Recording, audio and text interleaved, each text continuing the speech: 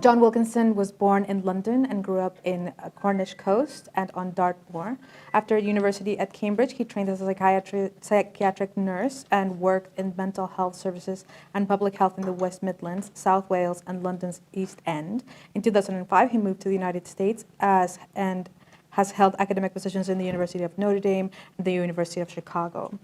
Apart from this, however, he is a brilliant poet, of profound intellect and luminous erudition, as I believe that he has just proven now. And I can't disagree with him more. I think that he is the perfect person to open a festival such as this one. His works include My Reef, My Manifest Array, which I recently purchased with my own money and fell into deep joy while reading in airports and Seattle cafes. As well as Ghost Net's Schedule of Unrest, Selected Poems, Reckitt's Blue, and he has also published essay collections like The Following and A Lyric in Its Time. John was also the man who brought me into the fold of the University of Chicago, and it's my sincere pleasure right now to engage in conversation with you. Thank you, John. Thank you. Well, it's terrific to be back in Delhi. It's the second time that I've visited. And it's great to be opening this event. I'd like to start by thanking Lena. I'm beginning to think that the greatest achievement of my career at the University of Chicago was Lena's appointment. And also Avik. It's, I know, been quite an extraordinarily complex task of organization, which has been carried out with amazing grace and ability by Lena and Avik. Now, listening to the introductions, it occurred to me that it is somewhat eccentric to be starting a conference which is principally around multilingual poetry by inviting an elderly British modernist monolingual poet to speak. For that is what I am. But on the other hand, it might at least give us some sense of the history that we will be leaving behind as I am superseded by the dazzling speakers later in this conference. So I will deliver this lecture, which is in defense of stress. And it might seem odd for a poet working in an accentual syllabic language like English to feel any need to recommend the virtues of stress, or indeed for anybody to recommend the virtues of stress in Delhi. Stress has, however, been itself under stress for some time in poetic practice in the US and the UK. Lyric stress patterns have become suspect, either associated with the lyric tradition's implied claim to universality, or on the contrary, deemed to claim spuriously the independence of the individual from the determinants and creativity of language itself. There's merit in both objections, and I'd add one further, that some poetry aims to seduce with comforting stress. We don't experience the familiar stresses of a sleeping partner's breath as disturbing, for instance, unless they snore. Poetry evoking the familiar stresses of regular breathing tends to serve a functionalist view of art as essentially reparative. Like a lullaby, it knits up the raveled sleeve of Claire. So there's a kind of stress that isn't really stressful, offering aesthetic experience as a balm, which opens up the question of when stress becomes rhythm, when rhythm becomes stressful, and if rhythm needs to be stressful to provoke attention. If we set aside reparative rhythmic patterns, disdain lyric stress as individualistic, and condemn lyric stress organized around the first-person singular for claiming to transcend history, culture, gender, race, and all other variables, as readers we may not feel much invested in what's left, even if adept at conceptual accounts of what a flat text is about. One reason is that suppressing stress breaks poetry's link with orality, with the body, and with human sociality. This also goes for prose when it becomes jargon, uninflected language, vacated of individual feeling and active thinking. Objection to stress is not confined to poetry. It pervades Western liberal culture. A telling example is the replacement of argument or debate with the word conversation. This isn't making a reactionary point about so-called snowflakes. After all, while the term microaggression has been taken to imply sensitivity to insignificant, if not imagined, slights, its most eloquent advocate, Claudia Rankine, situated on the lower rungs of an escalator up to the violent stress, to the extreme of lynching and police murder, visited on black Americans individually and collectively.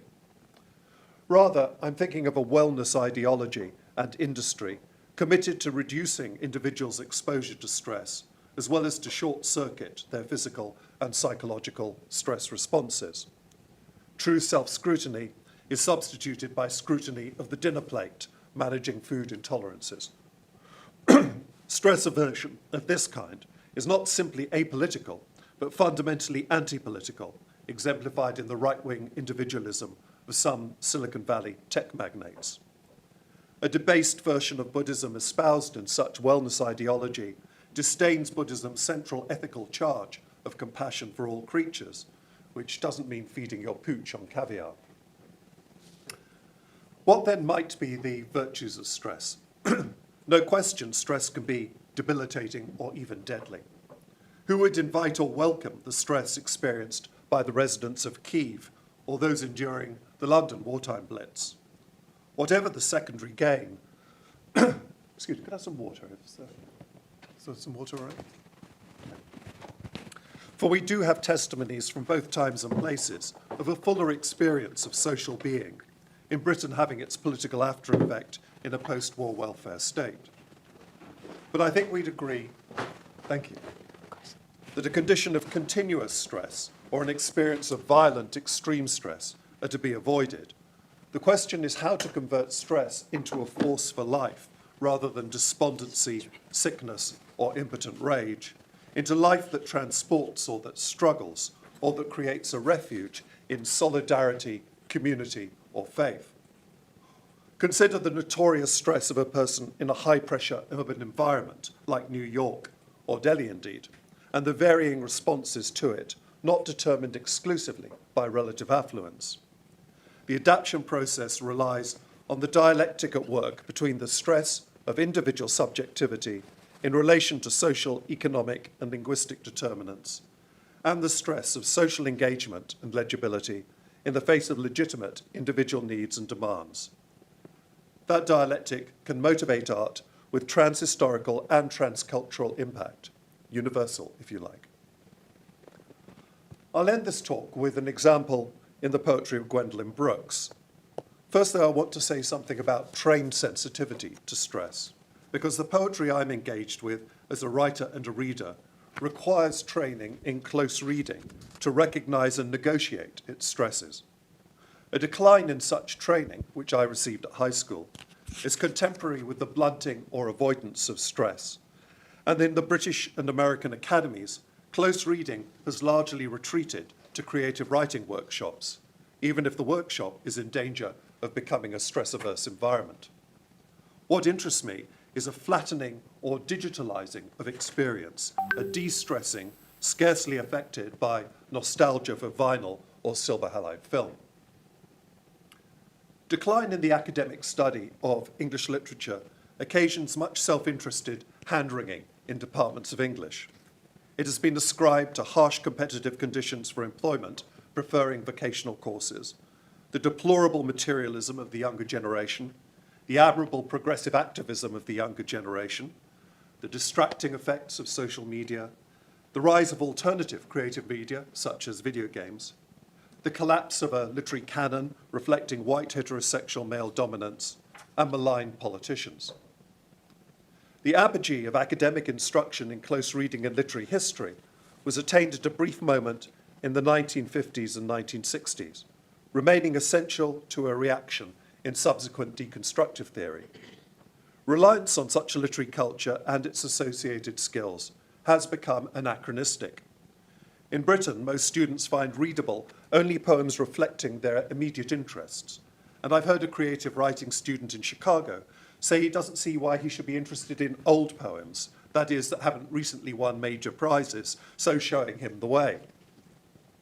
Not that all immediate interests are damaging. Poetry serving a constituency can greatly exceed as well as fulfill its overt intent. As the corpus of 17th century Christian English poetry demonstrates, so does a magnificent corpus of black US poetry directed at a black politically active constituency from Gwendolyn Brooks and Amiri Baraka to the present. I have a handout. I should have done something with it.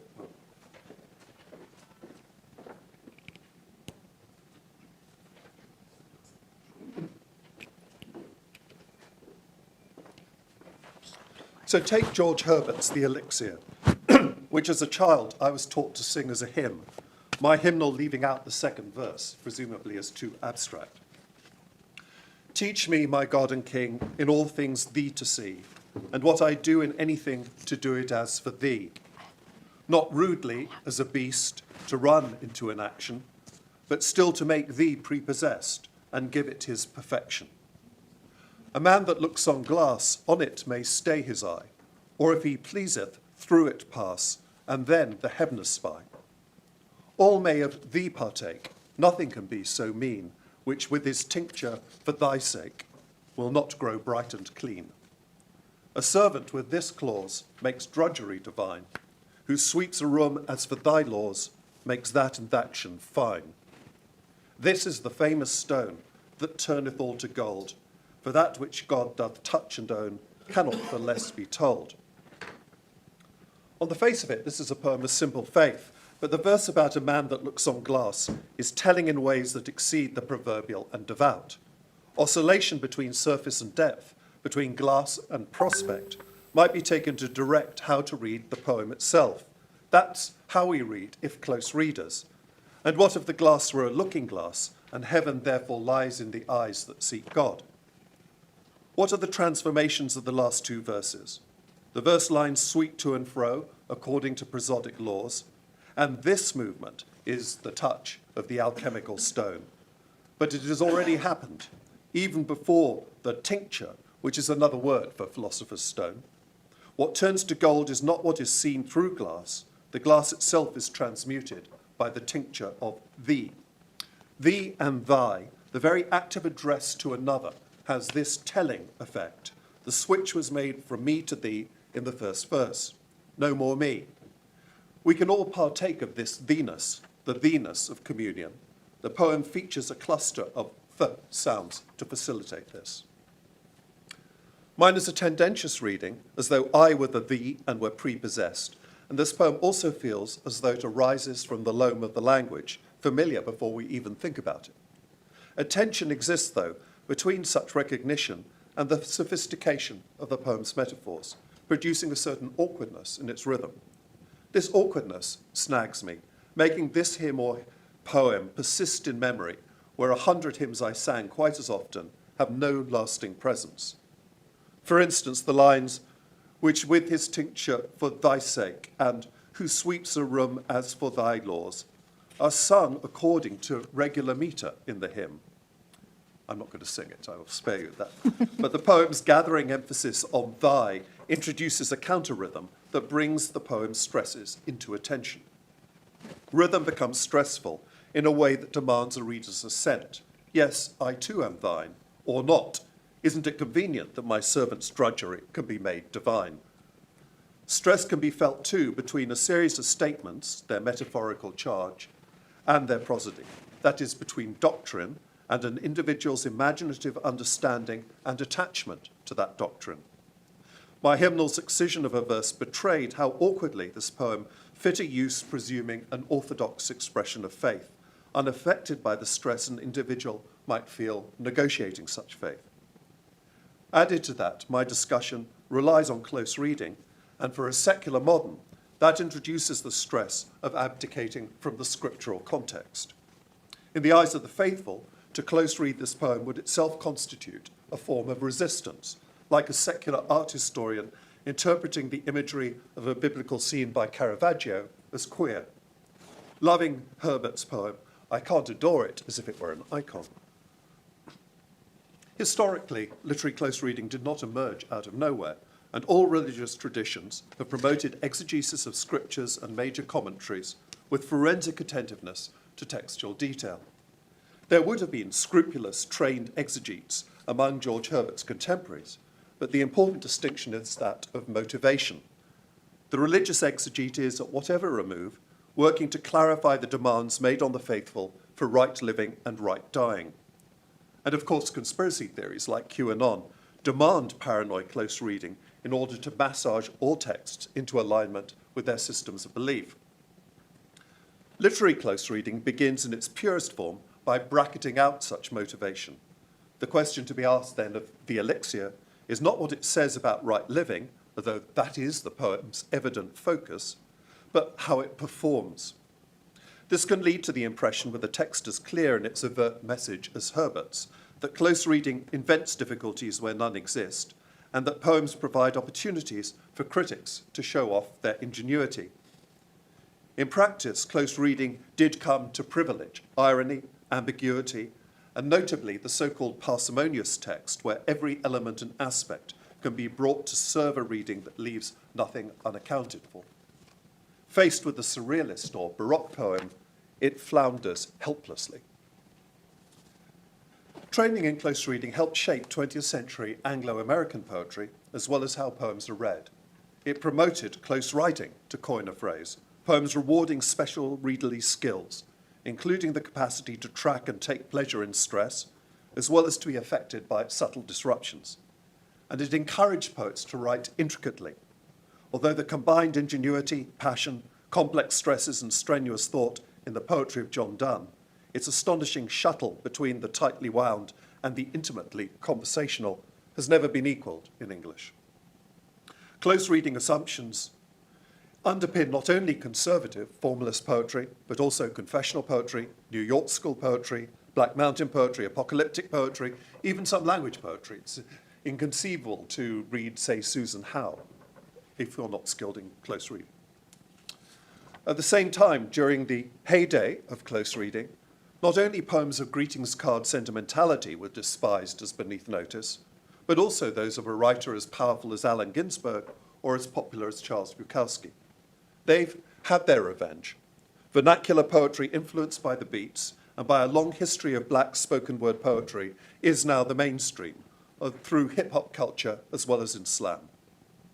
There can seem to be two distinct universes of seminar poetry and street poetry, acutely felt in a university on the south side of Chicago.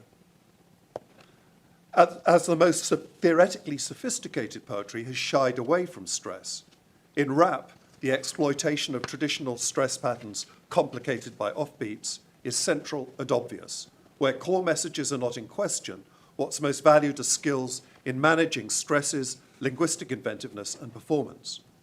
Working with and off culturally embedded rhythmic patterns is a feature of more literary black poetry too, as is the amazing resurgence of sonnet writing, along with clashing high and low registers, like street vernaculars and underworld cant in Elizabethan and Renaissance drama. In poetic modes strongly connected to an identifiable community, individuality can be asserted through exchange, riding on shared rhythms, very directly in the bragging responses of hip-hop, rather than through introspection. But the isolated lyric poet was always a caricature, absurd given the intense friendships and enmities between the romantic poets of Germany and England.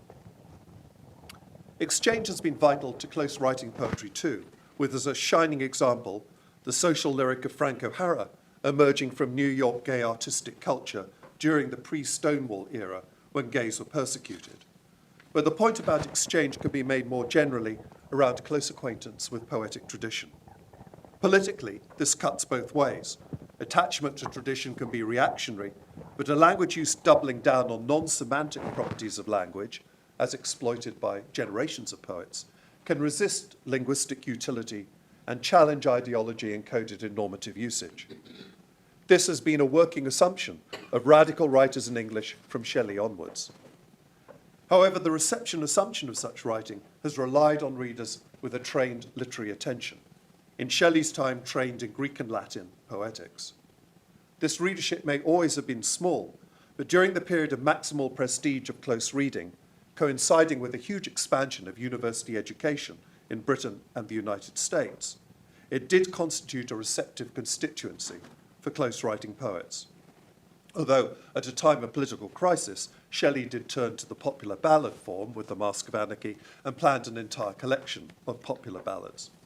We're seeing something similar now in the return of popular forms, and it was striking how some prominent language poets, explicitly averse to first-person syntax and rhythmic urgency, resorted to direct, personally committed language in the wake of the US invasion of Iraq.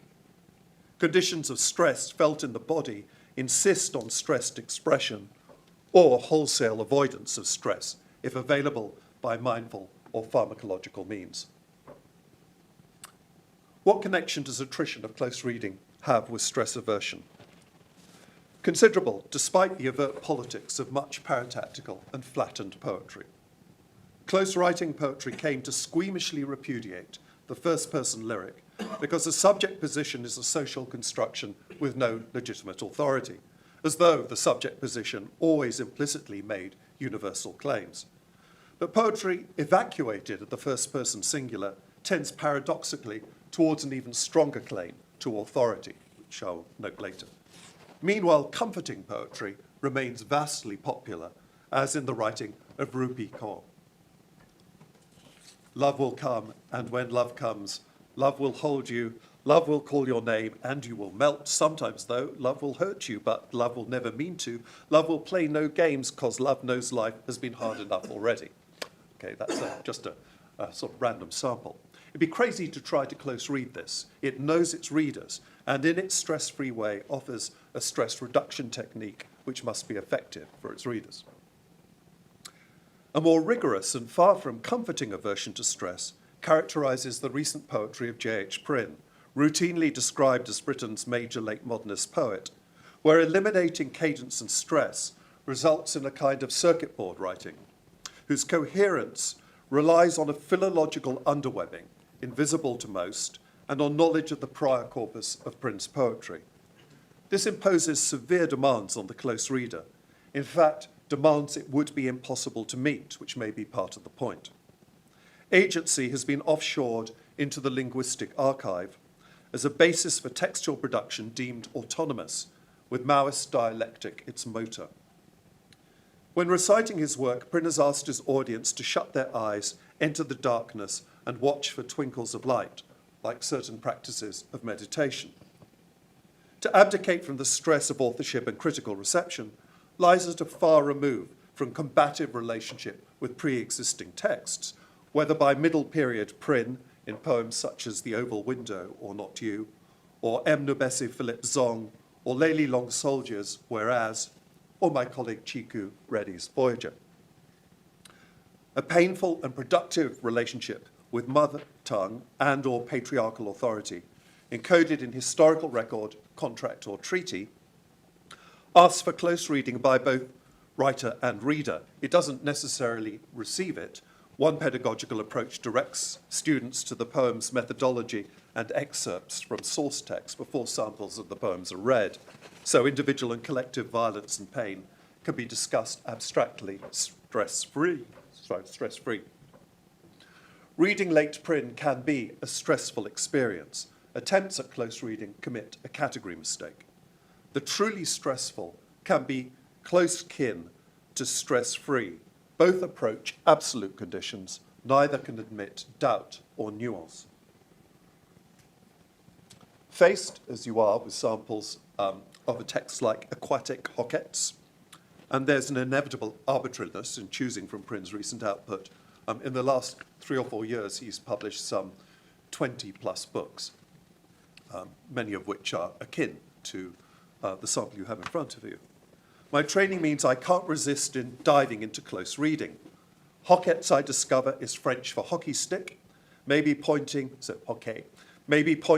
sportiveness in the life aquatic, but a hockey or hocket is also a shepherd's crook and might prime us to read a pastoral.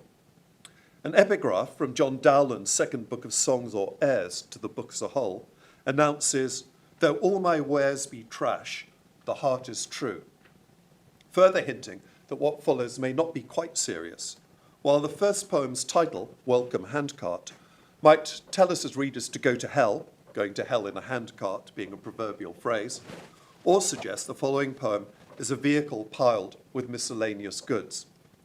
So here's the first stanza. Foolish chalice, upset target, circumspect react, vapid, insipid, if wet marshes cahoots will brazen, dimmest business freight. Awning crew, soonest, bruised up stirrup, fat trial. Lost or daft, boil crevice, divisible graphical. Get full on track, placate them all now. Point the stick, allocate stitchwork, sicken for bracken, broken off. Find devoid, ovoid liquid, each steeped at brunt clipper, dapper dibdabs matter. Chat, grated, ice trappist, burnish grab, likely, unfrankly, be infrequent, not tropic, distinct, elaborate, splint. Sicken for bracken, broken off, and dapper dibdabs matter sound like automatic writing, if under constraints, although the prosody is non-accentual and non-syllabic. The linear constraints are cookie cutter. Ice trappist sounds like a silly and arbitrary pun on trapped in ice. There is a quality of fiat here, of ex cathedra statement. The readout does not permit psychological inquiry or nuance because there is no speaking position, and no cadence because cadence requires voice effect. In each of the book's 16 two-stanza poems, the most assertive punctuation mark is the semicolon, true for a preponderance of Prynne's recent writing.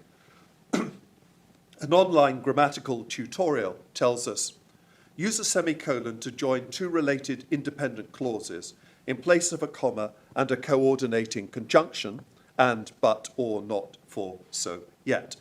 Make sure when you use a semicolon that the connection between the two independent clauses is clear without the coordinating conjunction. That indicates a semicolon's utility in Prynne's poems, flaunting the mark of juxtaposition without specified connection. Words are no longer parts of speech, and organization is syntactical in a machine language sense rather than utterance-shaped. No word has priority, no word governs. Here is just how things are, heaped in a handcart. Why shape this output into stanzas, and why associate it through Dowland with song? The book's final poem ends with a clue. Enhances translexis, into want of front parade admit parakeet, flit up and subsequent waited hour-long, new song it will belong, in verity be true. Following an injunction to bake up your pies, this smacks of having your cake and eating it. A translexis, in other words, automatic writing, and a front parade, parade is a good description of these words in order, are enjoined to admit parakeet so as to elicit a new song. Since the call of a parakeet is much like a blade on a whetstone, this may be as serious as the final tautology, in verity be true, in other words, a put-on. There is no song in this book, and no basis for an ascription of truth. True to what? Yet strangely, song is of central importance to Prynne's poetics, inasmuch as folk song is conceived to arise prior to authorship or any individual performance. This in Elizabethan times, and it should be pointed out that the title song is no indication of vocal performance. In Elizabethan times, it seems to be a non-committal word used similarly to lesson.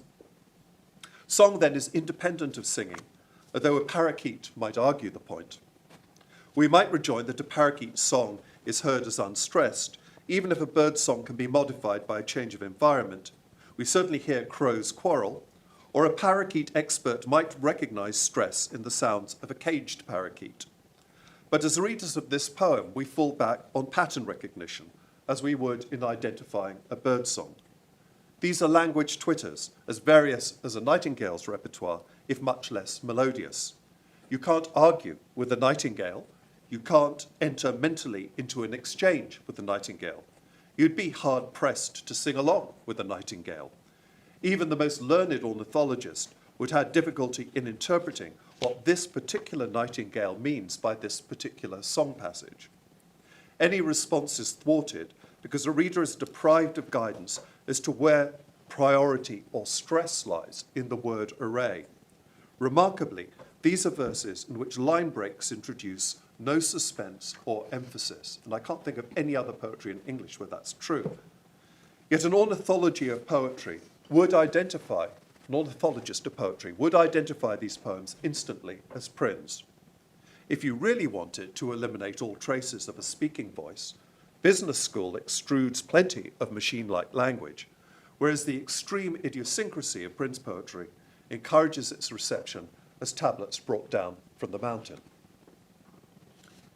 Sometimes one gets the impression no one should cause stress to anyone or hear about others' stress because that would be too stressful, even in a creative writing workshop. Really, as people starve, as they die on rafts and crossing arid borders, as missiles reduce homes to rubble, we're now told that's disaster porn. But it's porn for you if everything around you has leveled out and your capacity for responsive stress has been drained by distraction. In a perfect world, spared even microaggressions, we might combine in limitless configurations and communities, encounter no resistance. In that perfect world, we'd be numb at the nerve endings and armoured in our skins. A Pretty Air by Dowland can make me tearful, and a poem by George Herbert take my breath away. They are organised around stresses and exercise stress that troubles my composure, the composure of a fallow subjectivity. Art offers no answer to horror, but if daily torment, including tedium, would fix us in stress positions, art gives us some limited space, some wiggle room, to react with the active, shifting stresses of our artwork and of our close reading, our restless interpretation of what is evoked in us an aesthetic experience, because we should want to know by what means this came about, especially when, from a religious or political matrix, we might despise and need to resist. We might need to resist our love, even. The subjectivity of aesthetic experience exists under pressure, awakes under pressure, and is projected back into the collective from which it arises. The aesthetic sense of immersion in a totality is not a claim to ownership, but owns being owned. How does this work? I think of the lines concluding the great black Chicago poet Gwendolyn Brooks's Boy Breaking Glass. You have this poem. A sloppy amalgamation, a mistake, a cliff, a hymn, a snare, and an exceeding sun. I can take this as a manifesto. This poet had earlier been prosodically mannerly, even if sharp-tongued in calling out American racism and hypocrisy.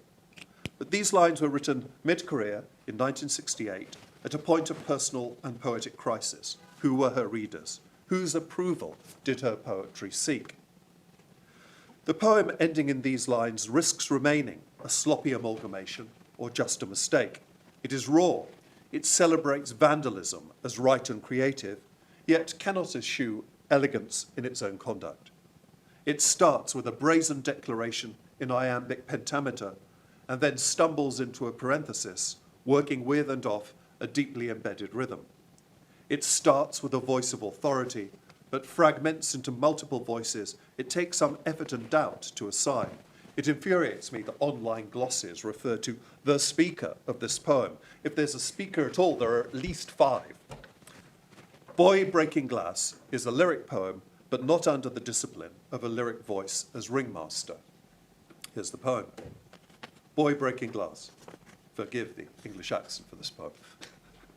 To Mark Crawford, from whom the commission. Whose broken window is a cry of art, success that winks aware as elegance as a treasonable faith, is raw, is sonic, is old-eyed premiere, our beautiful flaw and terrible ornament, our barbarous and metal little man. I shall create, if not a note, a whole, if not an overture, a desecration, full of pepper and light and salt and night and cargoes. Don't go down the plank if you see there's no extension, each to his grief, each to his loneliness and fidgety revenge. Nobody knew where I was, and now I'm no longer there. The only sanity is a cup of tea. The music is in minors. Each one other is having different weather. It was you who threw away my name, and this is everything I have for me. Who has not Congress, lobster, love, luau, the Regency Room, the Statue of Liberty, runs? A sloppy amalgamation, a mistake, a cliff, a hymn, a snare, and an exceeding sun. Mark Crawford was a journalist who worked as foreign correspondent for the important black Chicago magazine Jet. He covered the 1965 Watts riots in a Los Angeles black ghetto for Life magazine. He implored Brooks, a prominent and respected poet, to write about the black ghetto experience. 1965, not coincidentally, marking the beginning of the black arts movement in New York. Though Chicago's black culture had a wary relationship with New York's, as a contemporary of Brooks instructed me, Chicago is a southern city in its black culture and resists metropolitan claims to primacy. The Watts riot background is significant. Brooks's poem is a compelling and stressful encounter between an impulse to celebrate an uprising, a sardonic reflection on cultural mannerliness, fear of where destruction might lead, and fear of damaging her own name. Just think of how the liberal press reacted to any attempt to justify the violence after George Floyd's death, almost 60 years later. And Brooks seems to celebrate rioting. No one could have missed that at the time. The poem ends in deciding to go wherever it might run, just as it approves the boy who has run into an action, to use George Herbert's phrase, who has been barbarous as a beast, into a snare, or somewhere that exceeds the source of light, all of these. I could perform a close reading, and there's much I love in detail, but what gives the poem its awkward power is its disjunctions, far removed from the paractactical drift of much present-day American poetry.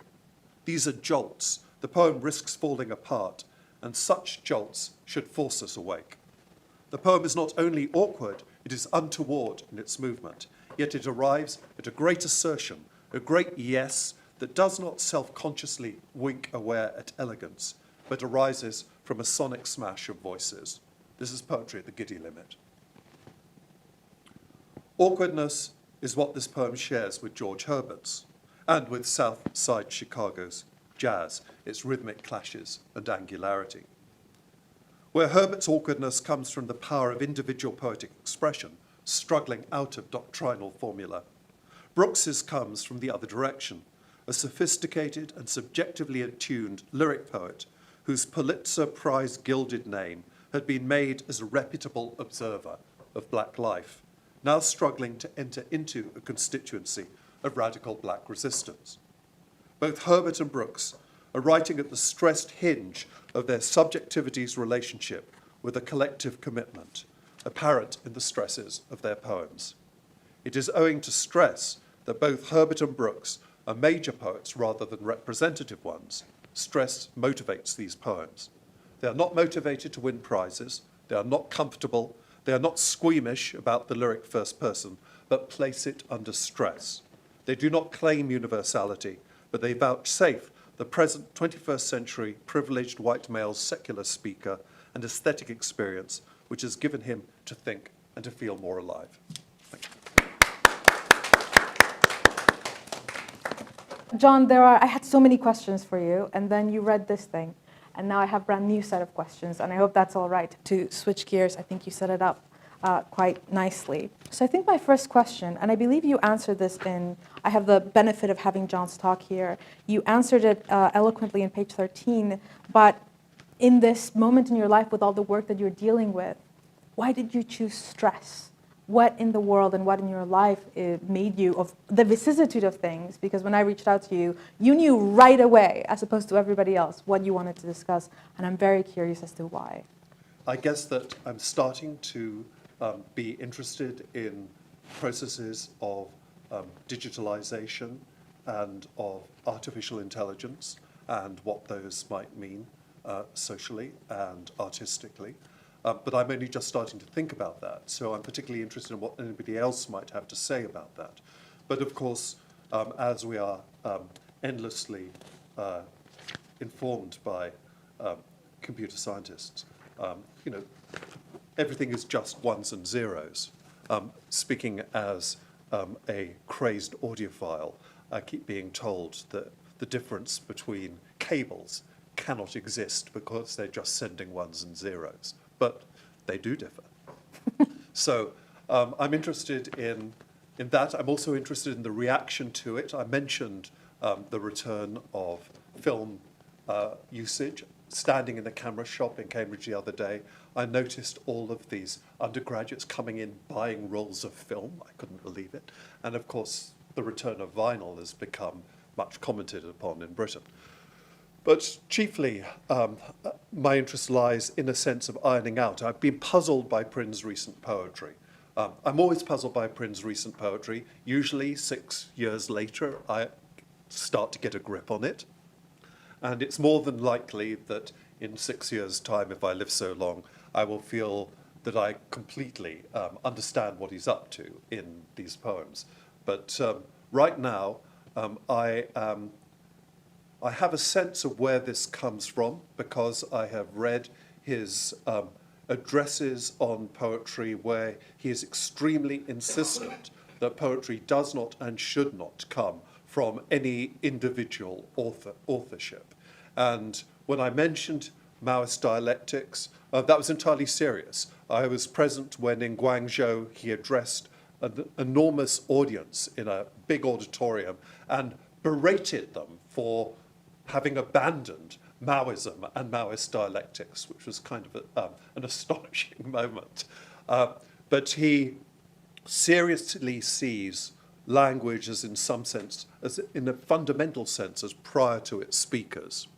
And I know that, we're all familiar with the idea that we're spoken by language, but this seems to be much more radical than that. It's a kind of completely anti-humanist position, and one which basically puts the writer in the position of being forced to abdicate from any marks of their individual expression within the poetic zone.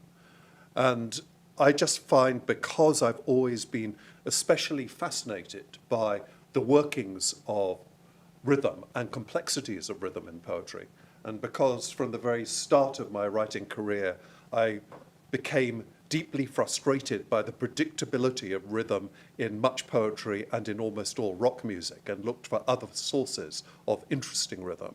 I am puzzled that anybody should wish to or have, the motivation to write poetry which is not rhythmical.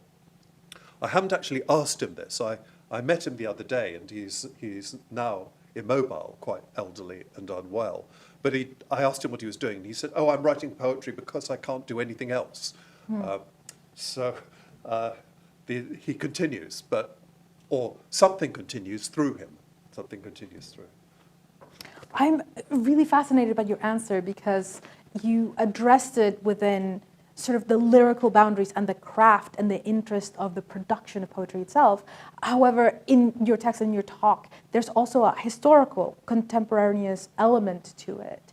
And the thing that really interests me is that I've always advocated that there is no, when form is done really well, there is no difference between form and content. So I think that's part of what you're touching on. So if I ask, I think that this is a natural question. A line that really, really struck me from what you were just reading: art offers no answer to horror. There's a really striking line, and it seems to me to be in conversation with Adorno, with the famous "there can be no poetry after," but also the 1992 retraction that, of course, everyone has a right to write poetry as much as the tortured man has a right to scream.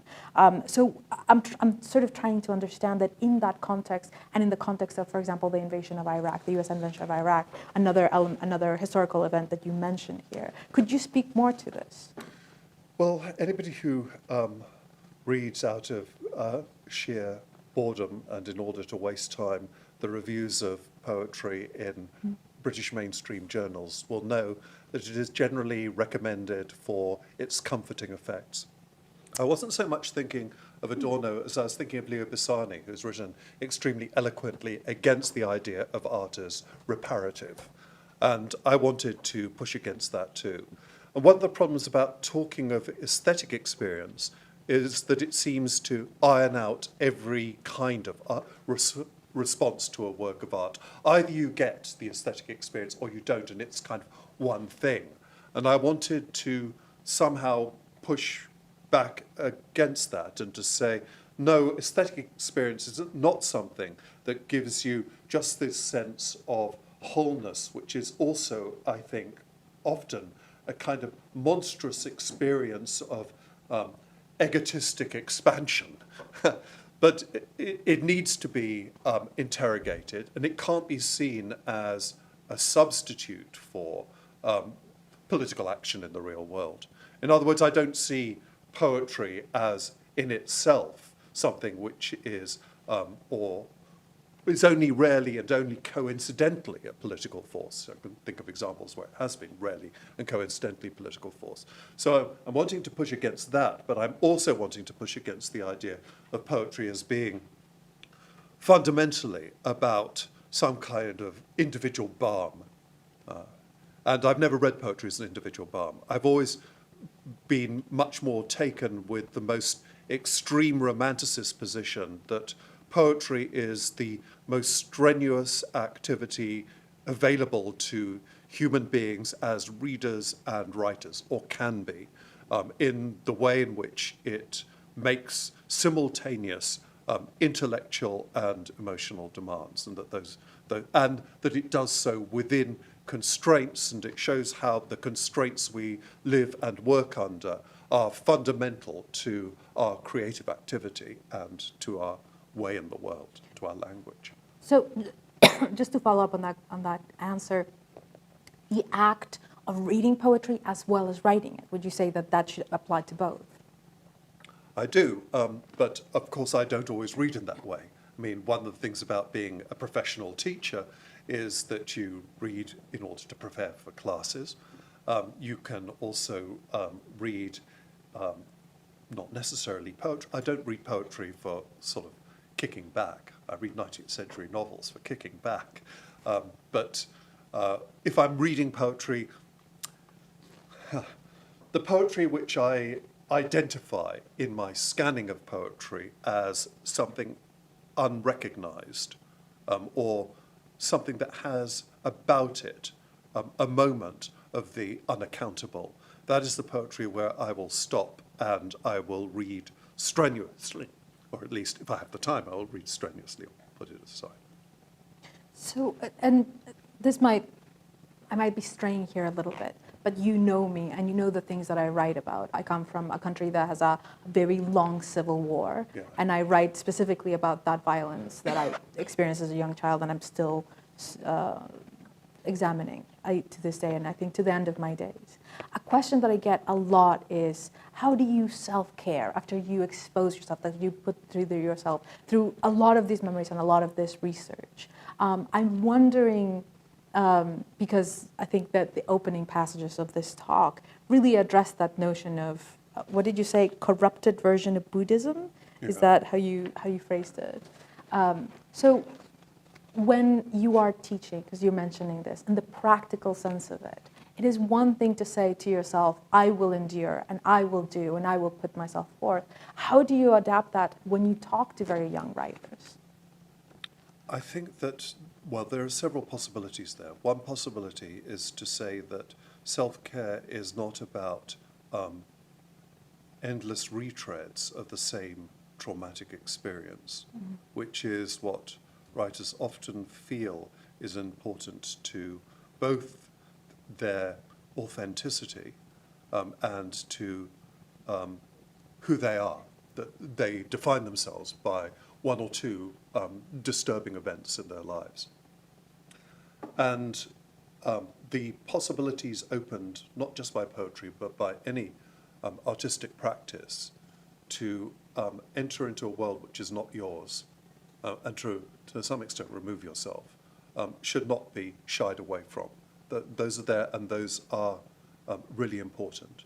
I mean, I started, this is not comparable to your experience at all, but I started writing poetry when I was a miserable kid in a boarding school, and a boarding school of a kind of brutality which no longer, or at least not overtly, exists. It was, at that time it was meant to be good for us, but nobody would claim that now.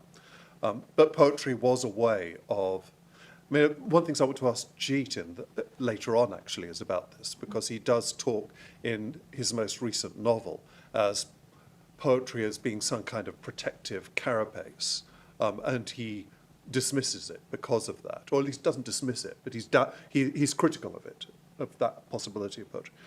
So that's where you start off. Many writers start off in that way, that they need to write because of that. But that's not enough. What's important is that that opening engagement, or that opening necessity, has to open into a recognition of the possibility of language going into unanticipated directions and taking you to places that are not what you are familiar with or have to endure, but open up some kind of horizon of otherness and other possibility. So that to me is essential. You could say something about this in terms of the therapeutic environment.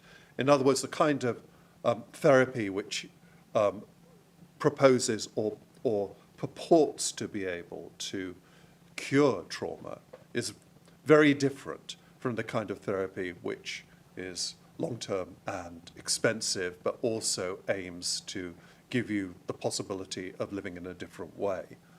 And that's more what the psychoanalytical side is more where I think of poetry is going. Is it fair to say that, and I started with this question, why would you choose this? And you mentioned that this is something that's perplexing, and you sort of projected into the future that it would be interesting to you, and you would have more to say. However, as you're talking, it kind of seems like this has been a concern that has taken different permutations throughout. Is that fair to say? Yeah, I mean, it's starting to emerge in my own writing, my poetic writing as a concern. In other words, a sense of digital flattening or scrim, which seems to be characteristic of much culture, in quotes, that I receive. And I wanted to explore how to resist that. It's very difficult to resist it. I mean, I'm as distractible as anybody. I not only have an iPhone, I swore I would resist an Apple Watch, but I'm wearing the damn thing, And I suggest a watch that never works, but my nephew chose it for me, so I always use it. Yeah. I'm interested in the way that you're talking about things. You're obviously a scholar of the subject in addition to being a practitioner. That's, I would say, not as uncommon as some might imagine, but it's still relatively uncommon. What is the relationship for you between your sort of analytical work and your creative work? Do they feed off each other, or is this something that you have to try to actively divide? Well, poets do tend to masquerade as scholars in the American Academy, but not only in the American Academy. I mean, much of what poets write under a scholarly guise is trying to prepare the cultural ground for the reception of their own writing, either consciously or unconsciously. So, I mean, the two things are quite closely connected, and I tend to swap between them. In other words, if I'm writing a critical piece, sometimes at its best, the experience is not that different from writing poetry. But I mean, much of what one does too is as a scholar or an academic is obviously more routine than that. But when it works, then it feels quite similar, and the concerns are the same, or much the same. They shuttle between the two forms. Do they feed? Like, if you are doing some analysis and you are consuming this massive quantity of, does it feed into your creative work? Yeah. I mean, I think, for instance, that the interest I developed in a poet I was taught to despise at high school, Dylan Thomas, developing that interest pretty late in life has affected some aspects of my poetic writing. Yeah. I have a legitimate question, but I need to know why were you taught to despise Dylan Thomas? Oh, because the high priests of close reading regarded Dylan Thomas, and I think the phrase was something like, he belongs to the history of publicity, not of poetry, was the disdainful phrase. That's a lot of shade. That's a lot of shade. And I think also that there was a certain kind of anti-Welsh racism involved in that. Now that you bring up close reading, who do you write for? I had the great pleasure of perusing a lot of your work. You are prolific. and it was a very welcomed challenge. But it was a journey through change. Like, I really saw a voice really changing. The interest in, we mentioned consonants, that was relatively frequent, but at some point, like, the whole sort of soundscape changed dramatically. So we're talking about close readers. Are you writing for close readers? Who do you imagine? Do you imagine anybody? Are you writing for yourself? Well, it's an interesting thing because the way poetry is received can vary enormously depending on the medium of transmission. And I was very struck years ago, I mean decades ago, the language poet Ron Silliman wrote on his blog that the problem with British poets is that they have no ear. And I thought, well, Ron Silliman evidently hasn't heard, these poets read, or there's something wrong with his ear. But one of the things I have encountered is that my poetry is received by those who read it on the page as infamously difficult. I'm a kind of poster boy for difficult poetry. But that in readings, I get a quite different response because there is a sort of direct emotional connection which sometimes arises with an audience. And I mean, one of the nicest things, recent things that anybody has said was after I published a poem in Poetry magazine, I doubt if that'll happen again, somebody wrote to say that they didn't understand a word of it, but it was the only poem they liked in the issue. And this is somebody I didn't know. So I was really pleased. I thought that's exactly the kind of response that, because that's what I want in a poem. I want to read a poem and say, what the hell is going on here? This is something new to me, and I've got to find a way of negotiating it. And I don't want to, just read what I recognize after I've read a few lines. I've read too much poetry. So it's like when, my son, as a teenager, would excitedly announce he'd discovered some band, and I would listen to it, and I'd say, oh, well, that sounds just like so-and-so.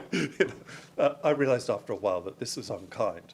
But I feel like that with too much. I mean, that can be enriching as well. I mean, I think, for example, of visual art and how much richer my experience of visual art is now that I've seen so much and immediately can summon up, a kind of set of conventions and an archive of work that I've seen previously. I thought a lot recently, I think a lot about James Baldwin in general, but I thought about that quote while I was reading your work. You think you are alone in the world. I'm misquoting, I'm paraphrasing here. But I think you think you are alone in the world, but then you read books, essentially. And that is, I think, for the most part, why we write. And what made me really think about that was what makes you feel alone in the world. It is not the book that, somebody else has fallen in love. That is common. That is not the thing that makes us feel in love. But the incomprehensible is that which makes us fall in love. So it is important to read.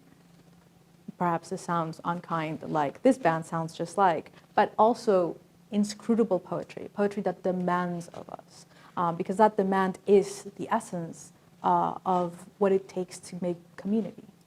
Well, that's right. And it can reproduce for us as readers something of the experience of writers, where there's a kind of semantic emergence as you work within the material of language. I mean, rather than any literary criticism, what makes most sense to me in describing my creative process and the way in which I respond is abstract expressionist painting. I'm an abstract expressionist poet. And when I read how de Kooning or Joan Mitchell worked, when I look at their painting, I think, yes, that's exactly the way in which I work with language. And I start with something which is a kind of, color field or whatever. And gradually as I work within it, what I'm aiming for is a sense of the just tangible emergence of a form and of a semantic center or a set of semantic centers, a kind of metastatic coherence to the poem, just as I see in a canvas by Joan Mitchell, for example. We're coming up on time, so I don't get to ask more questions on that. But I know your email. So here's my question. I mentioned earlier, a lot of people ask me, like, how do I what's my self-care routine? Which I don't have one. But it's also the question I hate the most and consistently get most frequently. My favorite question is the one I'm going to ask now, which is there a question that you wish people would ask about your work that never gets asked? I think actually I just answered the question which I have never been asked and would have liked to have been asked. So this is it. For the first time, I'm outing myself as an abstract expressionist poet. That's wonderful and excellent, because this opens up time. If there are any questions in the audience, I would love to hear it. And I see one now. Go ahead, Chiku. Thanks, John. That was great. Oh, no, that's okay. I'm fine. Here. I have so many questions, but that's why we get to hang out afterwards. But maybe just a simple question that maybe gets at you were saying you're kind of interested now in the kind of flattening out of stress and affect that kind of a digital and machine language kind of that the effects that produces. And so I was kind of thinking of that as a kind of flattening out of stress that occurs in a kind of post-human kind of context, right? Yeah. Post-human speech, ChatGPT or whatever it may be. And then thinking about how that kind of matches up and squares with Prin's, or your reading of Prin's recent work, or his politics of kind of like anti-humanist, maybe not post-human, but anti-humanist kind of way of thinking about the poem as a field of that's evacuated of the kind of fingerprint of personality or identity, individual identity.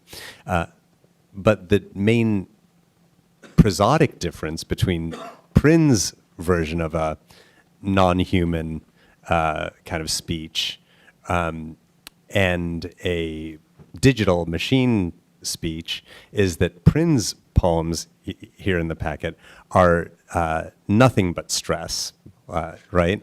And so I'm just curious to hear you think a little bit, or to say a little bit about that. Like, maybe is that part of Prin's response to kind of contemporaneity, that there's either a post-human speech, digital machine speech that is evacuated of stress, or a kind of utopian, anti-humanist speech that is all stress, right?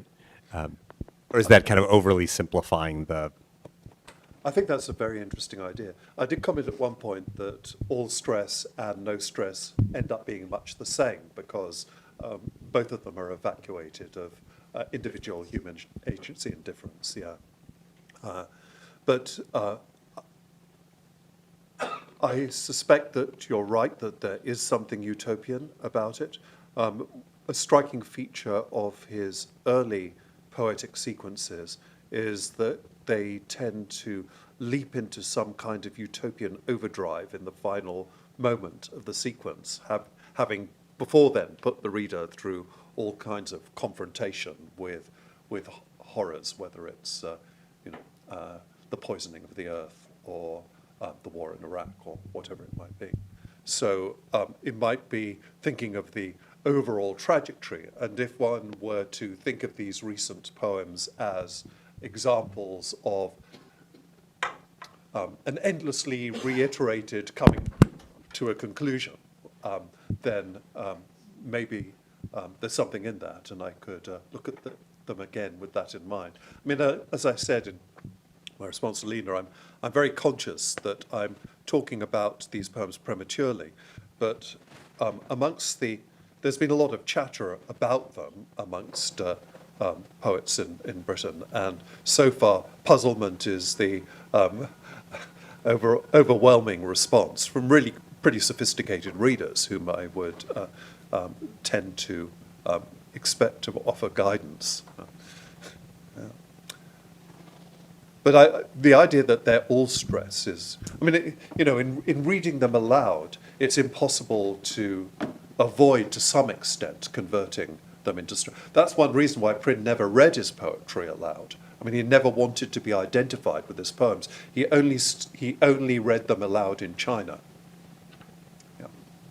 He refused all offers to read them aloud in the UK, and it was only in China that he would read them. I mean, there are other writers whose work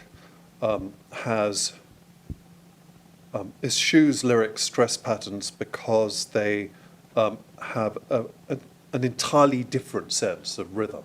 I mean, I think of a writer like Barbara Guest, who explicitly was interested in 12-tone music. So she was interested in the way in which cells can repeat across the extent of a work, but would never go into anything so romantic as a cadence, But nonetheless, that is something that is recognizable as producing stress effects across. You just have to be alert to the way in which rhythm can operate across a text of 30 pages and bounce echoes across that duration, which is kind of demanding on a reader, but it's possible. Whereas with the Prynne, the sense of getting some feel for the overall curve of one of these texts, I haven't got there yet. I described it as circuit board-like, and that's still how it reads to me. I mean, I'm quite sure that somebody like, one of our friends like Joshua Cotin or somebody is going to come up with a brilliant reading of one of these poems and completely discountenance me. Thank you so much, John, truly. Thank you, Lee.